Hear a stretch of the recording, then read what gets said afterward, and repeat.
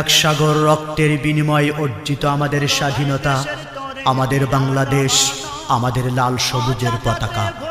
স্বাধীনতার ৩৫ বছর বারবার ক্ষমতার পালাবদল হয়েছে। নির্দিষ্ট দুটি পরিবার পালা করে বারংবার ক্ষমতার স্বাদ ভোগ করে চলেছে। ক্ষমতার হাত বদল হলেও দেশের মৌলিক কোনো পরিবর্তন আসেনি, ফিরে আসেনি জনগণের কাঙ্ক্ষিত অধিকার। যার ফলে দুর্নীতি, দুঃশাসন, হানাহানি আর প্রতিহিংসার দাবানলে জ্বলছে বাংলাদেশ। প্রতিদিন রক্ত ঝরেছে অনেক নিরীহ আদম সন্তানের। এ সকল দুঃশাসনের অবসান ঘটাতে, ইসলামের সুমহান আদর্শে উজ্জীবিত একটি বাংলাদেশ গড়তে পীর সাহেব চরমোনাইয়ের পক্ষ থেকে শান্তির প্রতীক হাত পাখার বিজয় আজকে অনিবার্য হয়ে দাঁড়িয়েছে।